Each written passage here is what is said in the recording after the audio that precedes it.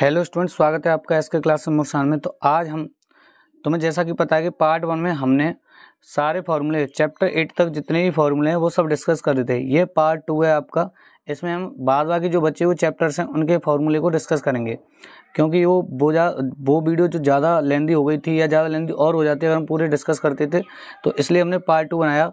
इसमें आप देखते हैं, आई होप आप उस पार्ट 1 को देख कर आए हो। अगर आपने पार्ट 1 नहीं देखा तो आप पहले पार्ट 1 देखें, उसके बाद आना।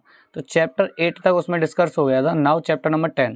देखो चैप्टर 9 में क्या है, आपकी हाइट एंड डिस्टेंस के क्वेश्चंस हैं, यानी एप्लीकेशन ऑफ ट्रिगोनोमेट्री। तो उसमें कुछ फॉर्मूले नहीं है, वहाँ कॉन्सेप्ट है जो आपको पढ़ना है।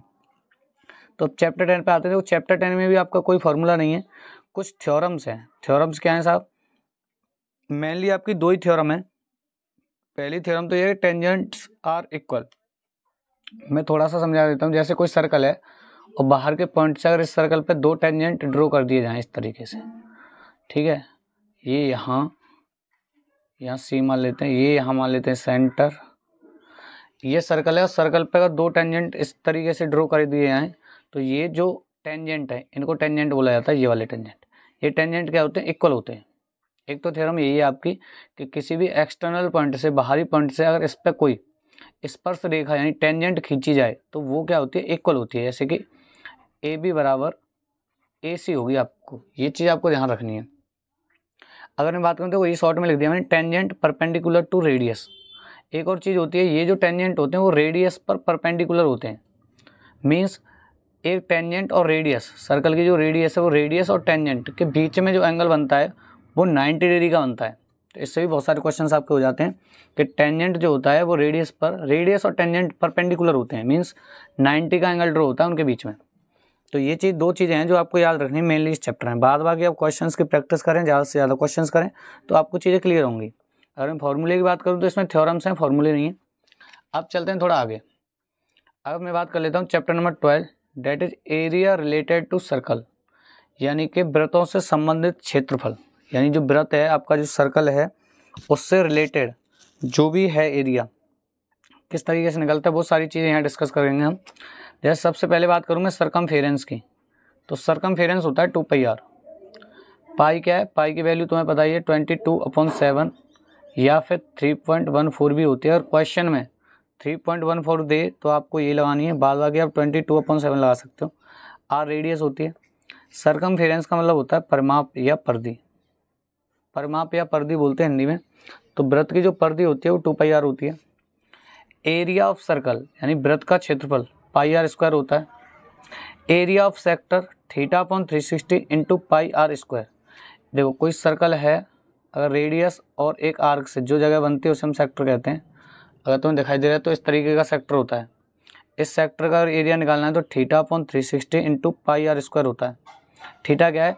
जो ये सेक्टर यहाँ एंगल बना रहा होगा जितने डिग्री का, 60 डिग्री का, 80 डिग्री का, 90 डिग्री का, वो यहाँ थीटा की वैल्यू हो जाएगी। देखो सेक्टर भी एक माइनर होता है, एक मेजर होता है। माइनर के लिए ये फॉर्मूला है, अगर मेजर चाहिए तो कुछ नहीं, थीटा चेंज हो जाएगा, यानी फिर आपको ये वाला थीटा निकालना पड़ेगा और ये थीटा निकलेगा 360 माइनस थीटा करके। यानी क्वेश्चन में मान लो तुम्हें थीटा की वैल्यू 60 दे रखी है और तुम्हें मेजर सेक्टर का एरिया चाहिए तो आपको थीटा की वैल्यू 300 लगानी पड़ेगी। फिर अगर थीटा 60 है तो 360 से माइनस करके ये मेजर वाला थीटा निकल के आ जाता है। फिर यही फॉर्मूला आपका काम कर जाता है। ऐसे ही सेम एरिया ऑफ सेगमेंट का होता है θ/360 into πr² minus 1/2 r² sine theta. ठीक है, आर रेडियस है, साइन थीटा, यहाँ थीटा की वैल्यू लगेगी जो भी आए 30 डिग्री 60 डिग्री वो यहाँ वैल्यू लगेगी। थीटा कहाँ से आएगा मैंने आपको बता दिया है। सेगमेंट के केस में भी देखो, सेगमेंट ये होता है आपका, कॉर्ड से जो जगह बनती है वो सेगमेंट होता है। अगर एरिया ऑफ माइनर सेगमेंट के लिए ये फॉर्मूला है, मेजर चाहिए तो थीटा चेंज हो जाएगा। यहाँ जो ये थीटा बना रही होगी ये चीज़ ध्यान रखना। बाद आगे आपने पढ़ा होगा, ये तो फॉर्मूले की वीडियो है, कॉन्सेप्ट में बता रहा हूँ धीरे धीरे। लेंथ ऑफ आर्क चाहिए तो θ/360 इंटू 2πr, θ/360 इंटू 2πr होता है ये length of arc. Length of arc भी पूछ लेता है, यानी चाप की लंबाई भी पूछ लेता है आपसे। सेक्टर होता है त्रिज्यखंड, सेगमेंट होता है वृत्तखंड। ये हिंदी में मैंने आपको बता दिया थोड़ा सा। अब आते हैं चैप्टर नंबर 14 पर, स्टैटिक्स। देखो कुछ चैप्टर मैंने छोड़ दिया, जैसे 9वां छोड़ दिया, मैंने बताया था क्या रीज़न है। अब देखो 10 के बाद 11 कंस्ट्रक्शन है, वो तो आ नहीं रहा, 12 हो ही गया, 13 भी छोड़ रखा है, क्योंकि देखो 13 के जो फॉर्मूले हैं वो मैं चाहता तो यहाँ लिख देता, लेकिन मैं क्या चाहता हूँ कि चैप्टर 13 की एक सेपरेट वीडियो बनाई जाए, जिसके अंदर क्या होगा, मैं सारे फॉर्मूलों की डेरिवेशन कराने वाला हूँ कि फॉर्मूले कहाँ से निकल के आए हैं, जिससे आपको याद करने में बहुत आसानी होगी। तो इसके लिए आपको फिर पार्ट 3 देखना पड़ेगा, इसमें फिर आपकी ये वीडियो बहुत ज़्यादा लेंदी हो जाती। उसके लिए चैप्टर 13 के लिए मैं सेपरेट वीडियो बनाना चाहता हूँ, जिसमें आप समझ पाएँ अच्छे तरीके से क्या हो रहा है। अब देखते हैं chapter number 14, that is statics. देखो मीन निकालने का फॉर्मूला है सिग्मा एक्स अपॉन एन, यानी एक्स क्या है, डाटा, यानी डाटा को, टोटल डाटा को ऐड कर लिया जाए और जितना डाटा है उससे डिवाइड कर दिया जाए तो मीन निकल के आ जाता है। ये तो हो गया जब डाटा आपको सिंपली नॉर्मल डाटा दे रखा हो। जब आपको ग्रुप्ड डाटा दे रखा हो, जैसा कि आपने चैप्टर पढ़ा होगा तो आप समझ रहे होंगे मैं क्या कहना चाह रहा हूँ, क्या नॉर्मल डाटा होता है, क्या आपका ग्रुप्ड डाटा होता है। अगर आपको डायरेक्ट मेथड यूज करना है, जो 3 मेथड होते हैं मीन निकालने के, direct method, assumed mean method and step deviation method. Direct method के लिए सिग्मा एफ आई एक्स आई अपॉन सिग्मा एफ आई, ये सारी चीज़ क्या क्या होती हैं ये सब आपको पता होगा अगर आपने चैप्टर पढ़ा है तो। इसके अलावा एज्यूम्ड मीन मेथड में सिग्मा, ये एक्स पे बार लगा हुआ है, ये रिप्रेजेंट करने का तरीका है मीन निकालने के लिए, A plus sigma f i d i upon sigma f i. Step deviation method में एक्स पे बार यानी mean, A plus sigma f i u i upon sigma f i into h. ये सारी चीज़ें क्या हैं क्या नहीं है, ये सब अगर जानना है, ये मेथड्स कैसे लगते हैं, ये सब सीखना है, तो इसके लिए मेरे चैनल पे एक वीडियो है, आप वो देख लेना। उसमें मैंने direct method, assumed mean method और स्टेप डेविएशन मेथड, तीनों को मैंने क्या किया है, एक्सप्लेन किया है अच्छी तरीके से। तो आप वहाँ से देख सकते हो इस वीडियो को, जिससे क्लियर हो जाएगा क्या क्या चीज़ें होती हैं। आगे चलते देखो मीडियन, देखो अभी तक तो ये हमने मीन निकाला है तीनों केस में। अगर आपको मीडियन निकालनी है तो L plus N upon 2 minus C F upon F into H. H class size होती है, जो भी है आप देख लेना कॉन्सेप्ट, ये तो फॉर्मूले।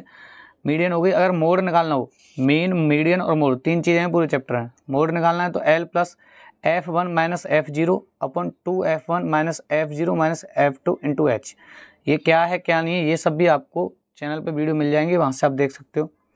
मोड निकालने का एक और फॉर्मूला होता है, that is 3 median minus 2 mean, यानी मीडियन की डायरेक्ट वैल्यू दे रखी हो, मीन की दे रखी हो, तो 3 into median minus 2 into mean करके भी आप मोड निकाल सकते हो। यहाँ से ऐसा भी हो सकता है आपसे कभी कभी मीडियन पूछ ले, तो आपका यहाँ से मीडियन निकालने का फॉर्मूला फिर क्या हो जाएगा, mode plus 2 mean divided by 3। ऐसे आप यहाँ से क्या निकाल सकते हो, मीन का फॉर्मूला भी निकाल सकते हो। मीन का फॉर्मूला क्या हो जाएगा, 3 मीडियन माइनस मोड अपॉन 2। ये क्वेश्चंस की हेल्प से मैंने कर दिया है। आई होप आपको चीज़ें समझ में आई होंगी, फॉर्मूले समझ में आए होंगे। अगर वीडियो पसंद आई तो लाइक करें, शेयर करें अपने दोस्तों के साथ। मिलते हैं नेक्स्ट वीडियो में।